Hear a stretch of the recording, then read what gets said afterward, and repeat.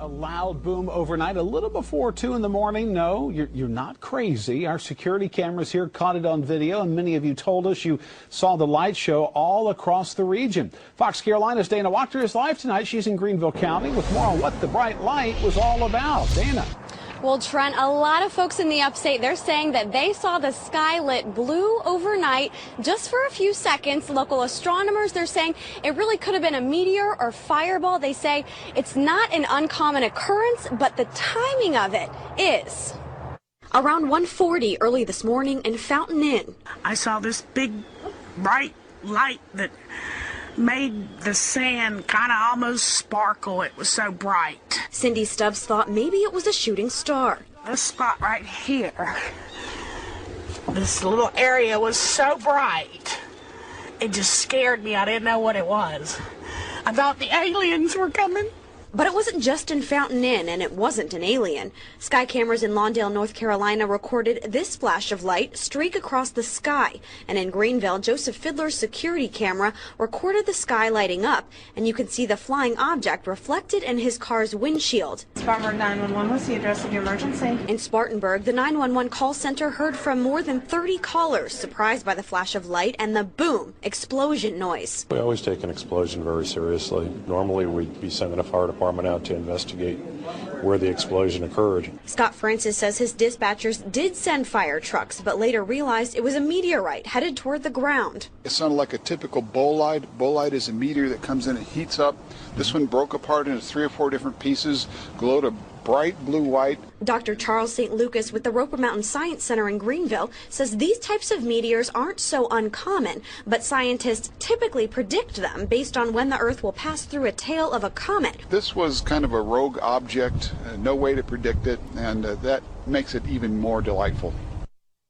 Now, Dr. St. Lucas says that he doesn't know where this meteoroid came from, but he does say the next scheduled meteor shower is set for April 21st, probably from the constellation Lyra. Right now, reporting live in Greenville County, Dana Wachter, Fox Carolina, the 10 o'clock news.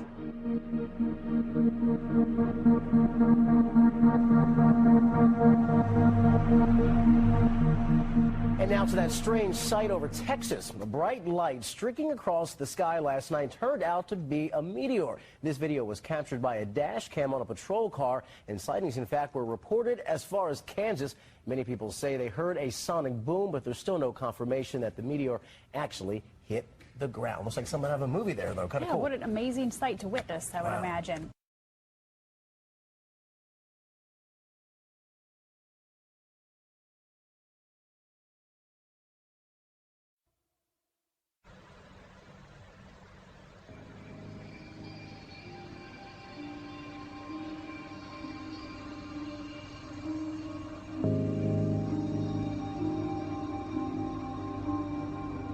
An object which is in the same place all the time and appears to be public. We've always had it ever since yesterday. It just seems to be tagging along with us.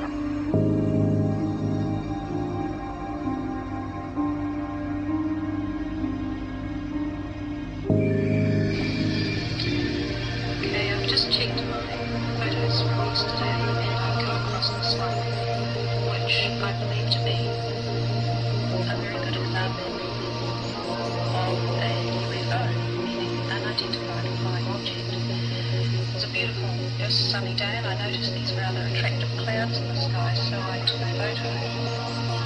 And lo and behold, just in one shot, is this. Now, it's not a bird, and it is also reflective.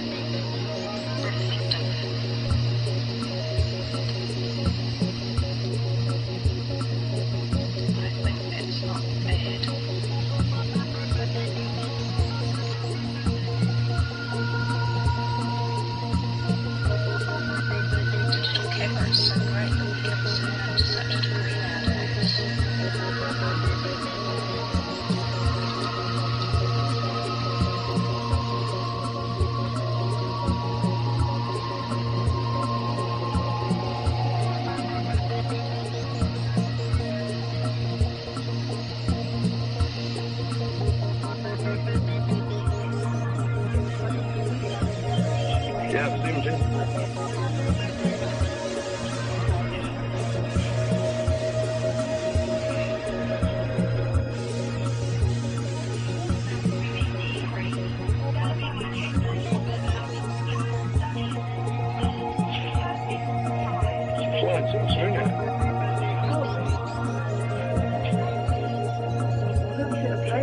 shit. It's hot for you. Yeah, please. Can we put that light outside that as well? Oh.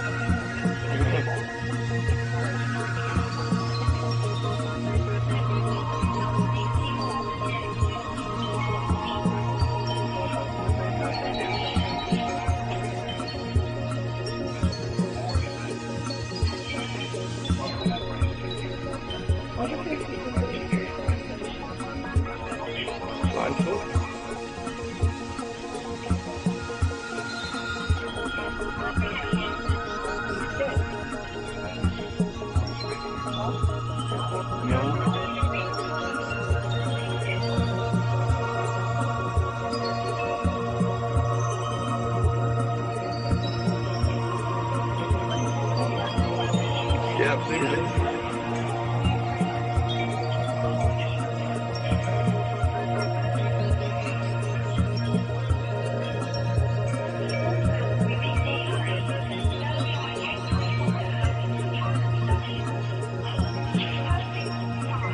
Flying too soon now. I've never seen a plane like this yet. It's just hot, really. Yeah, planes are tricky. So can we put some light outside that as well? Do that. Oh.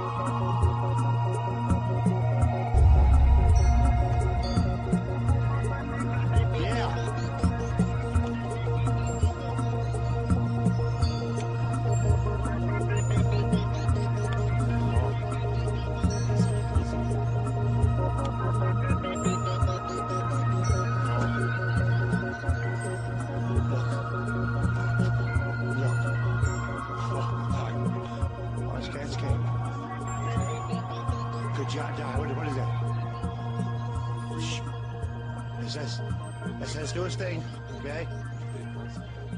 Now, cool, man. It looks like a triangle. It's like moving as like an isosceles triangle.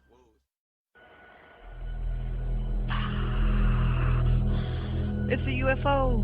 Come look, man. It's a fucking UFO. What the fudge?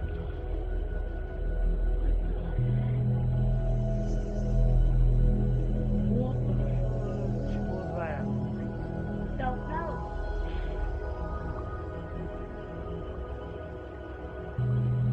This freaking firefly is still forward. Don't you see the fifth light? Where? That'll just stop. Look. Go up. Don't you see it? Don't you see it up in the sky right there? You see it? Don't move. What the Now there's 4 here. Look. It just flushed off.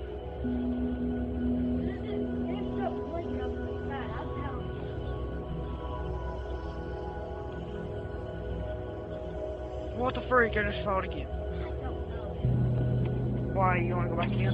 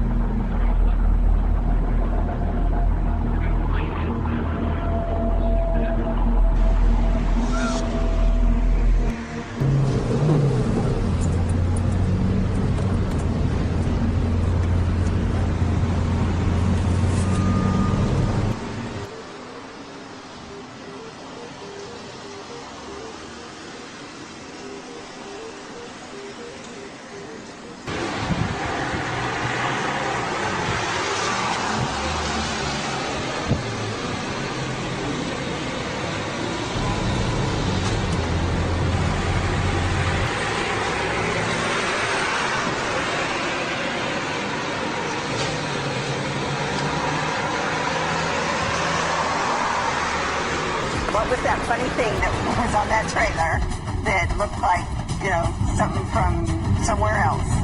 They told us that it was an aircraft and that they had explored other ways of transporting it, but this was the best way for them to do it. And they asked us not to say a whole lot about it. People were calling in saying, oh, well, they think they found a flying saucer. It looks like a flying saucer to us, and we don't know for sure what it is.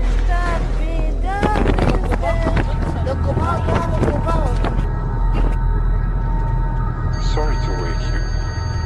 I forgot to tell you something. The things I tell you will not be wrong.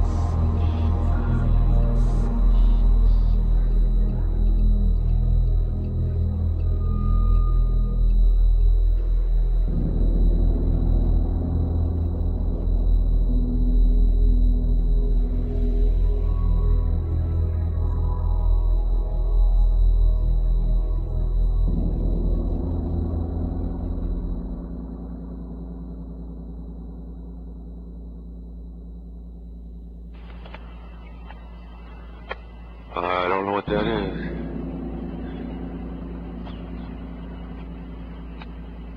Not yet, anyway. There's no wind to speak of.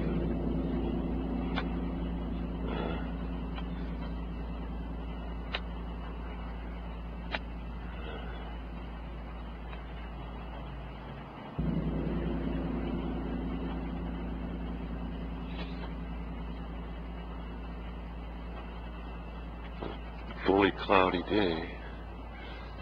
No wind to speak of.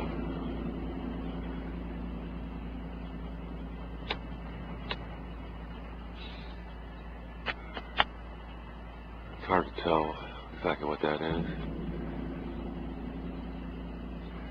Sure, it may look like a clump of balloons,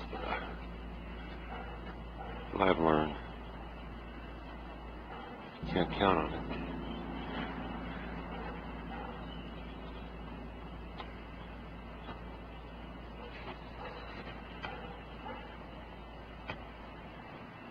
I don't know. I don't know.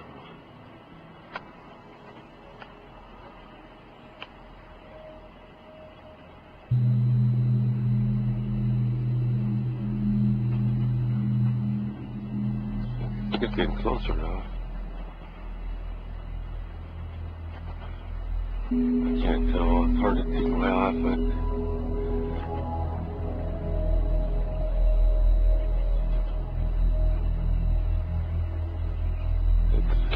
Up there pretty high. It looks that way.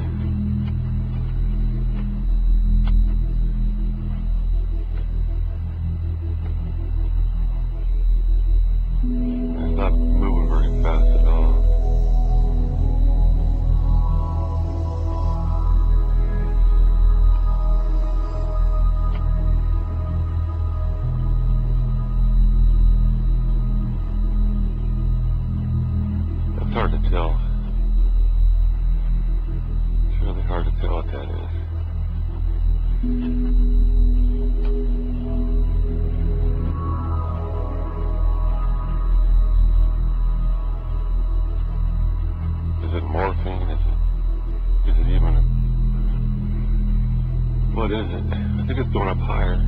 think.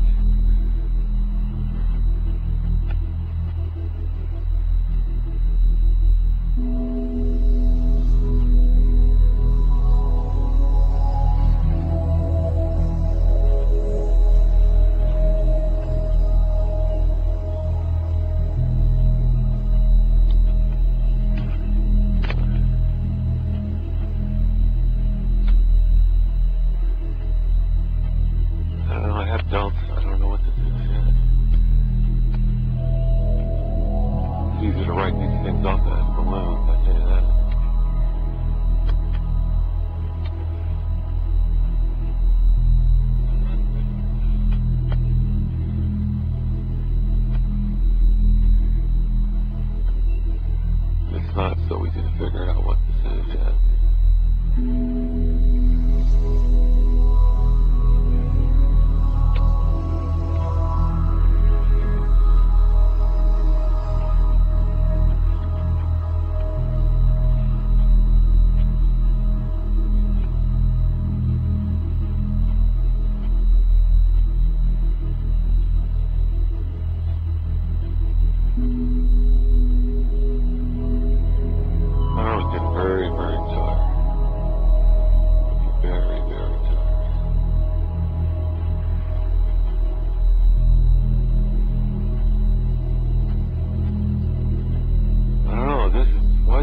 So damn long. It's not even seem to be moving really. Jeez. I wish it would have went away already.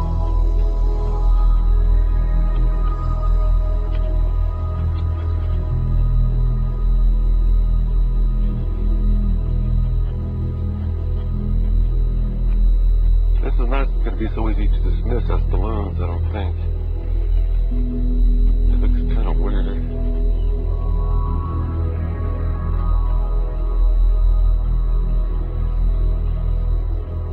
I think it's either getting closer or it's raising up. It seems like it. There's very little to no breeze. Oh man, it's one of these weird things again. I can't tell what it is from here.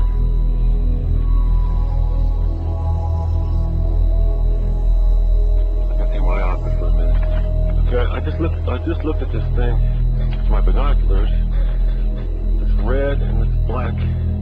It's like a dull black and a dull red. And it doesn't have the shape of the balloon. As you can see, might have had like a couple of eyes looking at me, I don't know. It's been in there for quite a time. Doesn't look right to be balloons.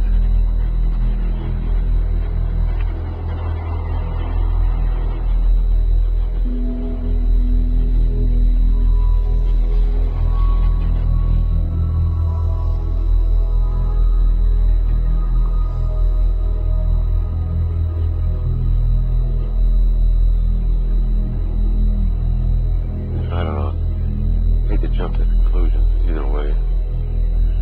Stuff that I've seen around here and stuff that I've seen on videos that I've seen. You never know. It's a damn demon flight, bunch of demon heads in there probably. I mean, I'm just halfway joking, but I don't know. I mean, people don't know. I'm not reflecting anything.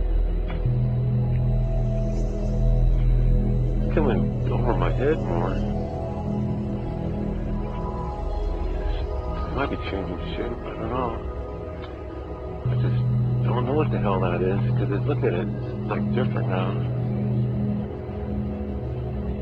Sure, it's been in the air for easily 5 minutes, 10 minutes maybe, 10 minutes, more than that.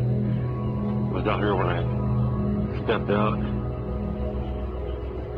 Doesn't matter how close I get, because it gets a little distorted. It gets closer sometimes like that. It's like it doesn't get much closer than that. It's a little clearer. I'm going to shut it off for a minute. Yeah, I was looking through my binoculars watch. I'm looking through it again. That is a weird looking thing, because it's a weird color red and a weird color like dark. I can't make the conclusion it's balloons. I can't do it. I try to.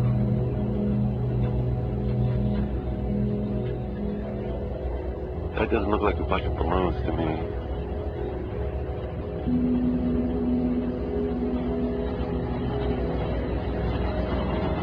It's just really weird. Moving really slow. I think it's traveling against the wind. It's traveling in a western direction. And I think that this wind should be blowing to the east, if at all. I don't see any wind, feel any. Came from the south, and it's heading... God, what is that? It's like Toronto maple leaf. No, that can't be balloons. It looks too weird. Something on the right bottom seems to be glowing or something. There's no sun getting to it because the clouds. This is really weird. I gotta tell you.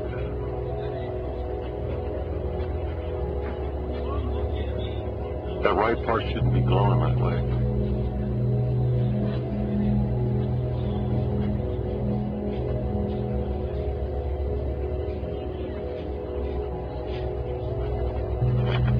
Oh well, I'll be watching.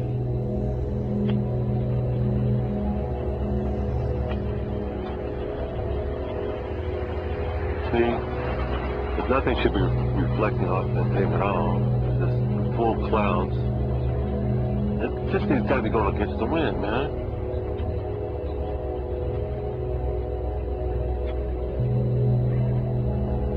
I mean, it's been in the air so damn long. But I said it's traveling west.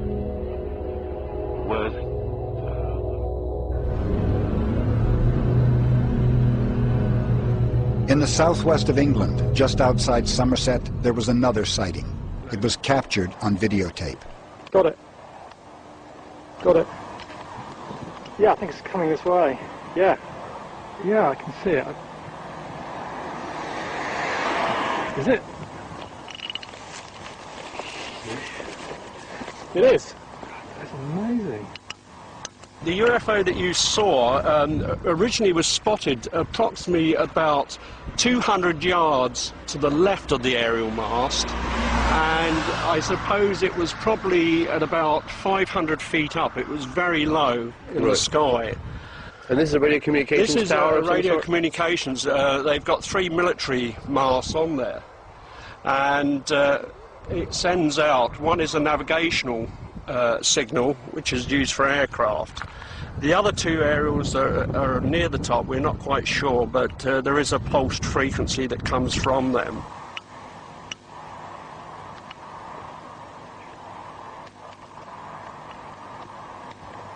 The actual UFO, from the time it was first seen by Rod Dickinson, who did the filming, it lasted approximately 12 minutes, so it was quite a long period of time for a daylight sighting to occur.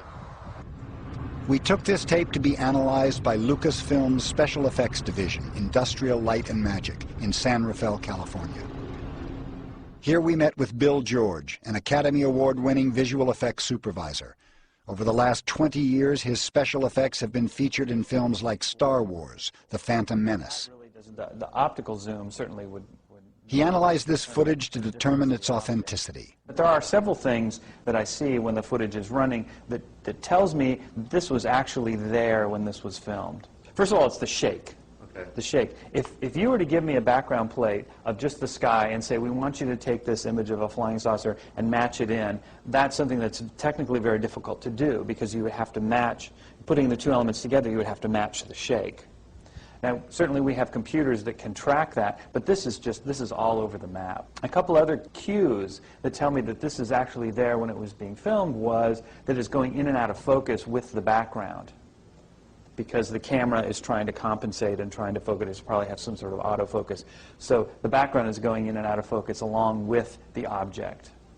There are these dark things flying through frame, and if someone was to have to put that in there, they would have to composite it in behind the birds. It would be a technical problem. Bill George couldn't say it was a real UFO, but he could confirm for us that the object was not added in later. Given those clues, I'm convinced that this object was there when this person was taping.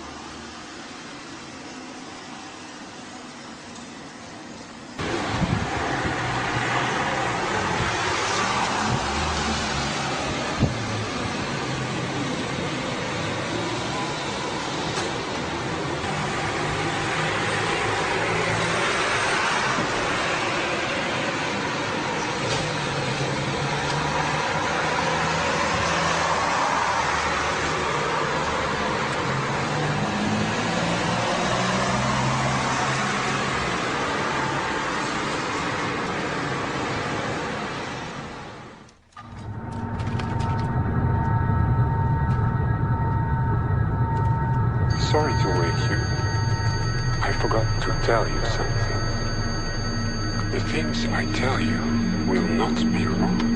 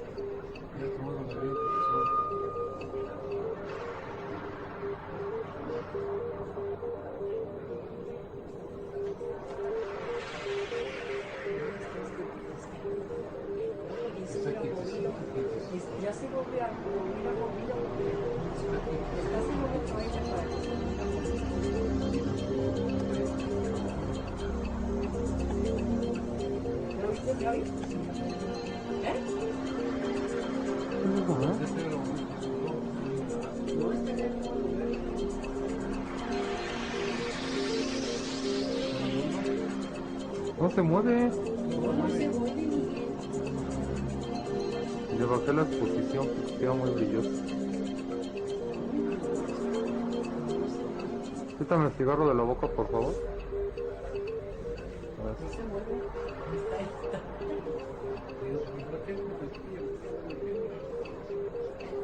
Sí se está moviendo porque mira, te está pasando un cable. Ahí pasó. No se mueve, tiene un lugar. No, sí se está moviendo, pero yo estoy cruzando dos cables ahorita. Muy leve, porque casi no está moviendo.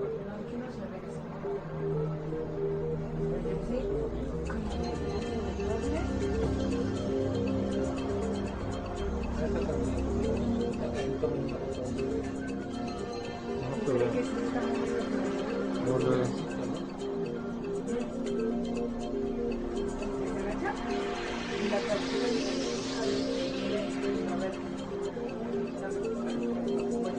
No se ve un hilo, ya está alejando mucho, ¿no?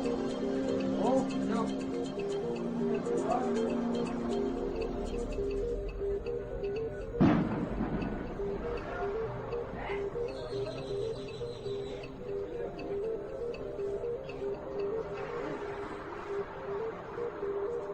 Es ella que dicen que está saliendo, ¿cómo se llama?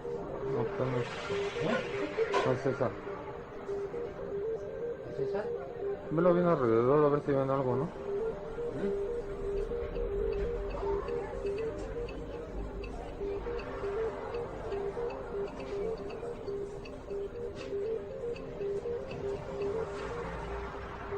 Sí, eso va a ir así por los lados. Estaba lentísimo,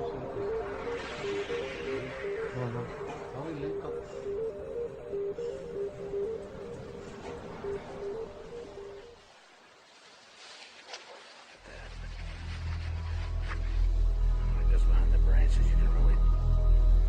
Colors of it. It's the same colors as these planes and these chemtrail orbs that we see every day.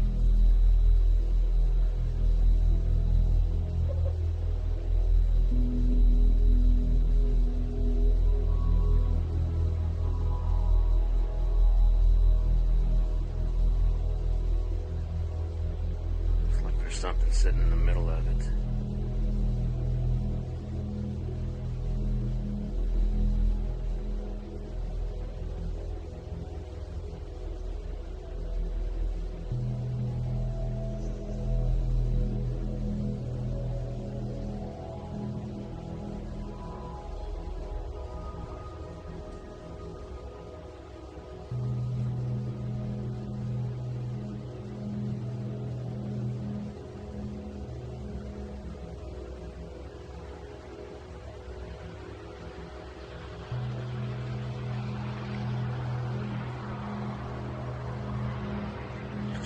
Everywhere, pulsating.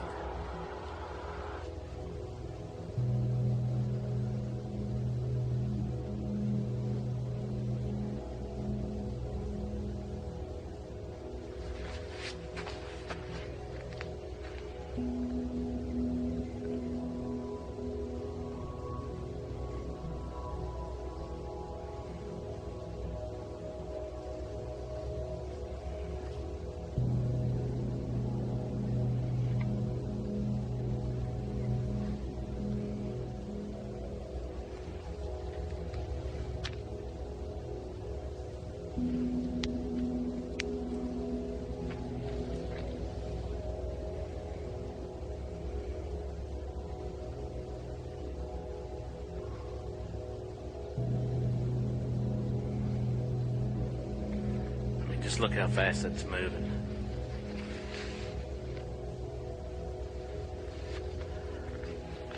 Look at all the orbs.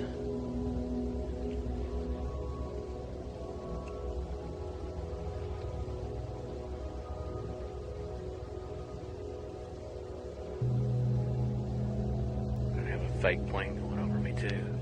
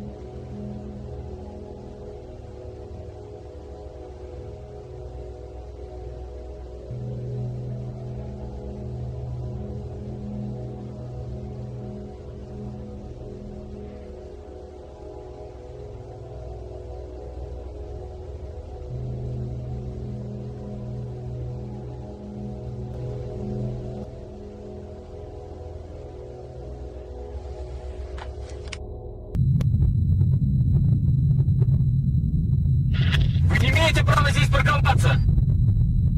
Очистите дорогу! Даем разрешение на проверку.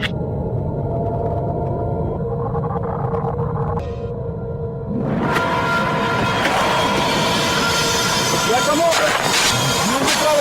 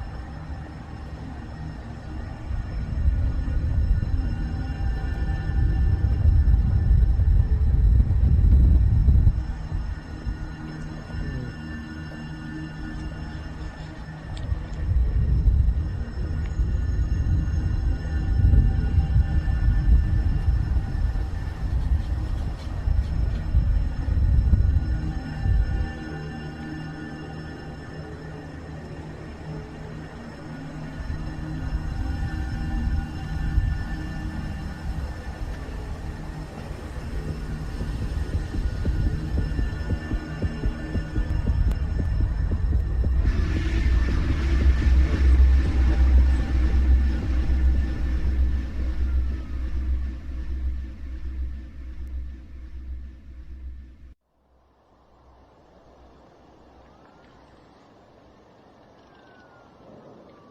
дорогу! Tasty like, what the fuck is it? Perfect triangular fucking formation, nice. What the fuck?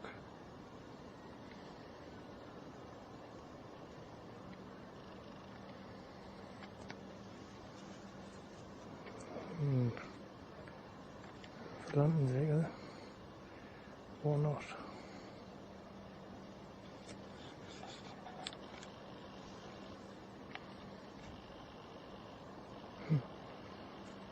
Good fucking formation if that means.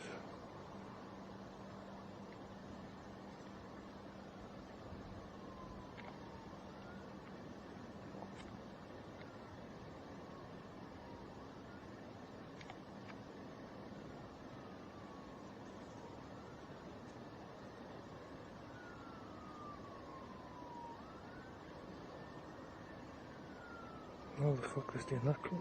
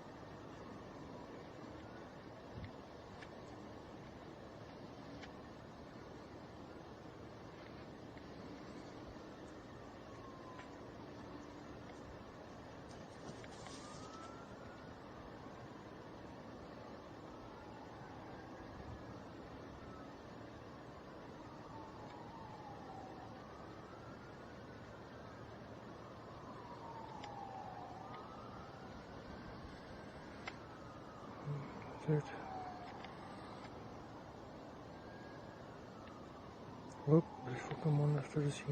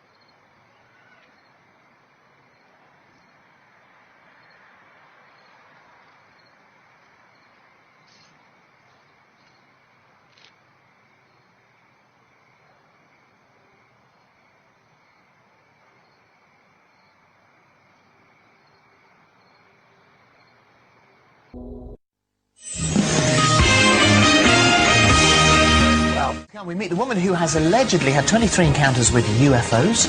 So do they really exist? There was one spotted yesterday. A lot of people fascinated by the UFOs, always of interest. Ross Leader has sent this in. That's a picture he took. Bit of a facial light there. Yeah? Oh, is what it do you a think? face or is it in the sky? The eyes. The mouth. That is it. What's that in the sky? That's in the sky that he took in Chelmsford in Essex in October. And then 1 month later, saw this. Now the thing is, look, who knows if it's a UFO or not, but I'm worried. It could be a frisbee. It could be a frisbee, or it could be just a shadow on a white wall. Let's be honest. But then he would be faking it, and we would be accusing him of fakery. I'm not accusing him of fakery here. What we're saying here is that be. What could that be? Well, what could it be? What could it be? Well, a UFO, an unidentified flying object. Yes, fact. Which is precisely what they are. They are. Yes. Do you know what? Do you like my trouser I found? Where did you I've just walked into the hub and said, I've got a pair of trousers like those on today. Because you're so hot. It's very cold in here. Right, let's get out of here and go somewhere warm, I think. Yeah. Like, do UFOs exist? Are there really aliens living on other planets that visit Earth, or are they just figments of our imagination? That's what we're asking as part of today's Supernatural Week.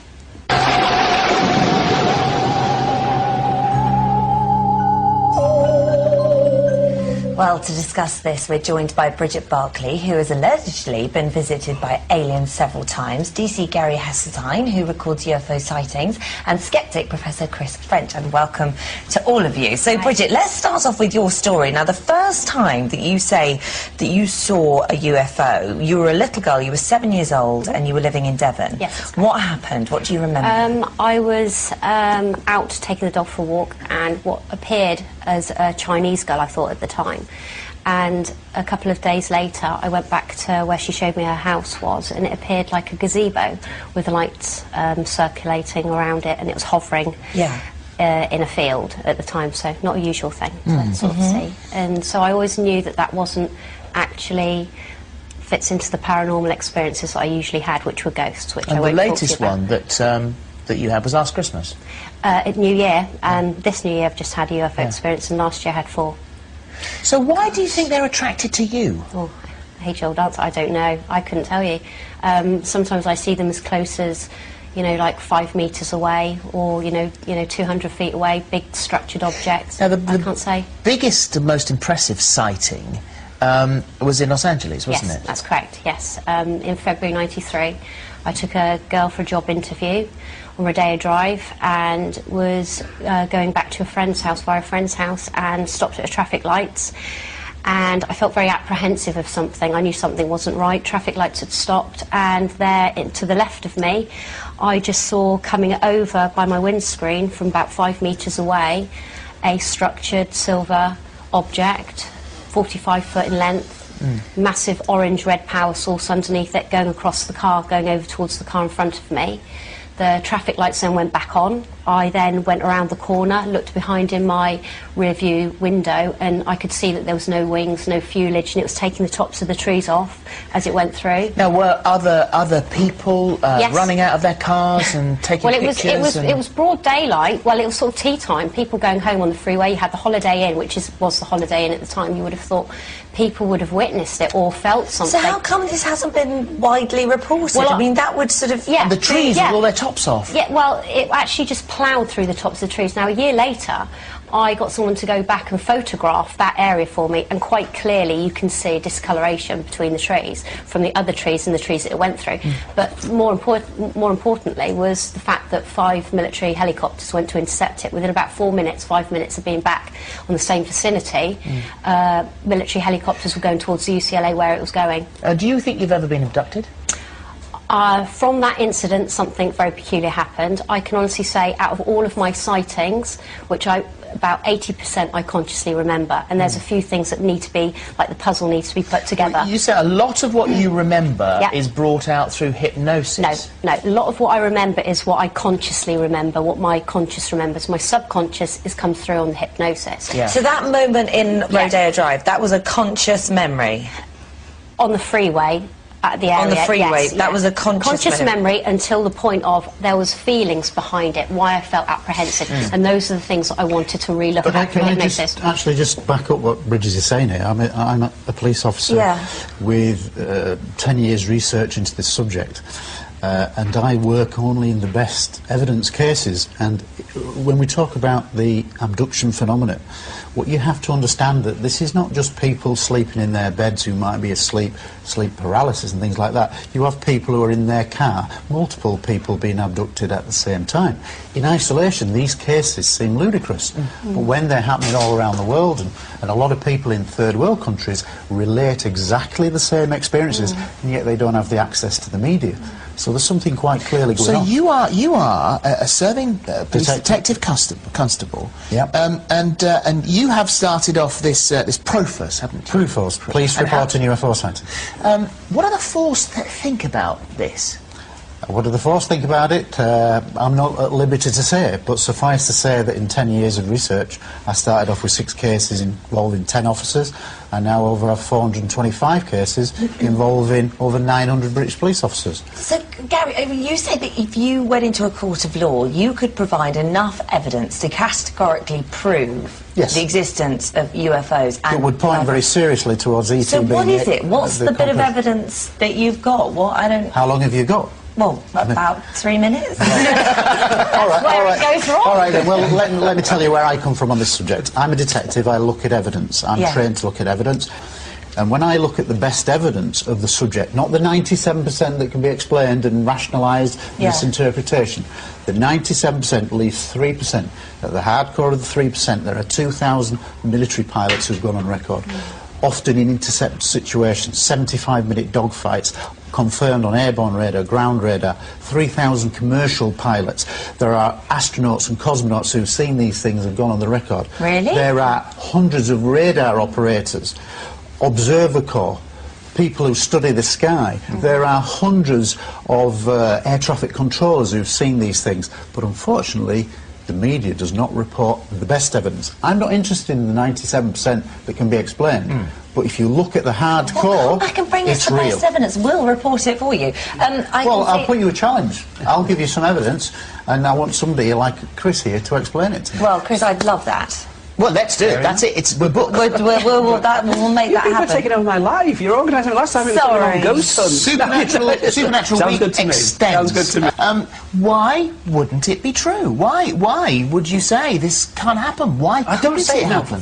I don't say it can't happen. I say I'm not convinced by the evidence that's available. I mean, there are a couple of big assumptions in Gary's approach there. One is that, you know, he accepts that 97% of cases have mundane explanations, things like air balloons, things like meteorites, whatever. He accepts that, but says it's the 3% that don't have those obvious explanations that he thinks point towards ET. Chris, no, let me speak, I'll let you speak. My argument would be, why do you assume that you would be able to explain 100%? As a police officer, you'll know that the police cannot solve every single case that they investigate. There are some where the evidence just isn't there anymore to explain what was going on. But I'm talking about the cases where they are there. Now, there's also another... And that's what we should be talking about here. There's also another implicit assumption in what Gary's saying, which is that I can quote for some you chapter reason, and verse on evidence. Police officers, pilots, people like this are kind of much better eyewitnesses than other people. Now, research has been done comparing... Show me that research. I can show you that. I can read... Because I can quote the Battelle report in 1955 in America. But hang on a minute, this is a perception that I've heard on TV all the time.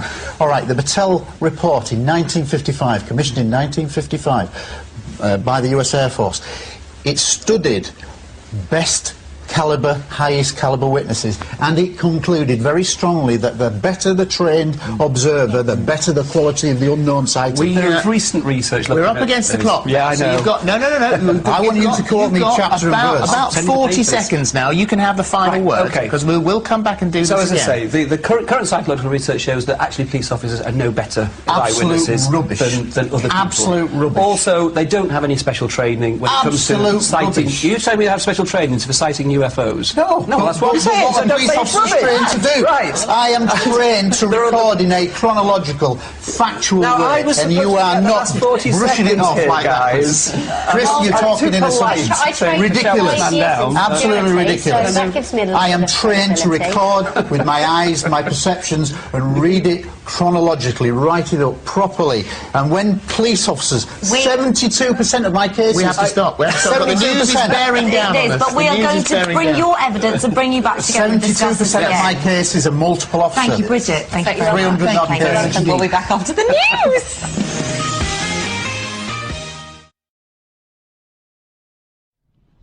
For shipwrecked treasure hunters, it's a game of patience and persistence and being in the right spot at the right time.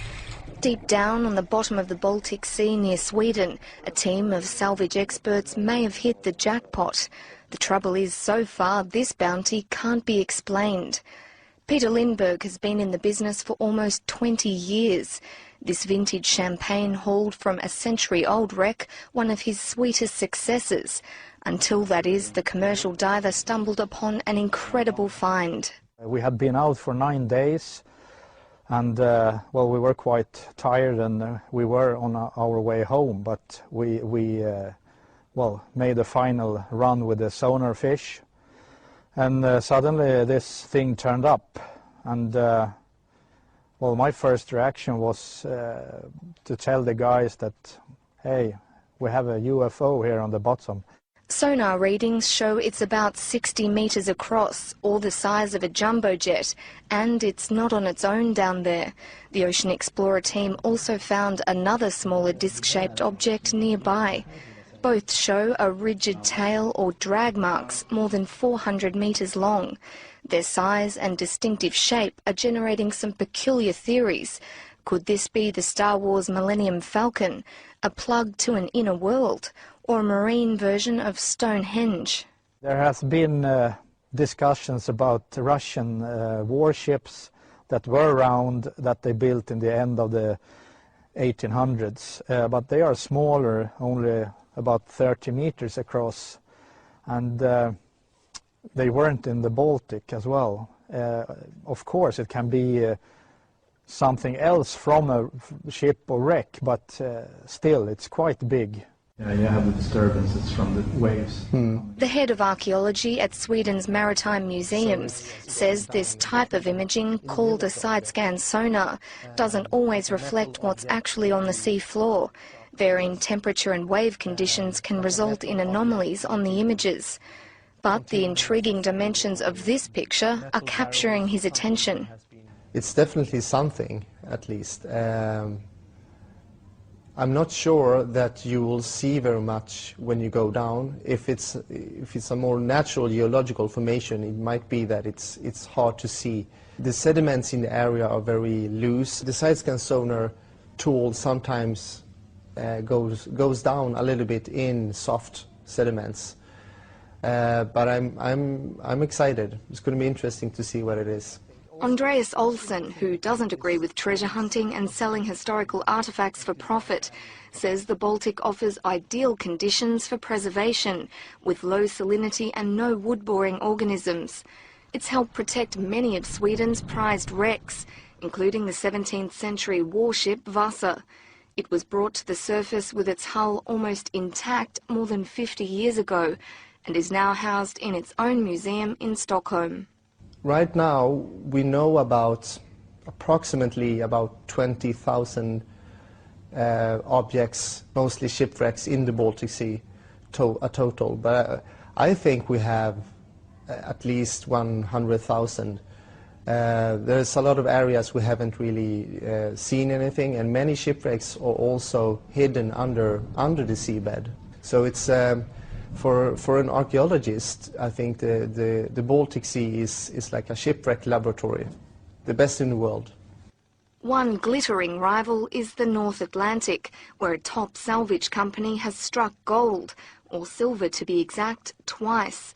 Odyssey Marine recently found 2 wartime shipwrecks off the coast of Ireland. On board could be hundreds of tons of silver. The American team, just like the Swedish crew, are waiting for calmer waters beginning in May to see if their discoveries will be all that they imagined. Peter Lindbergh is even preparing a submarine for tourists and private investors for a closer look at what really lies beneath. Brooke Bowman, CNN, London.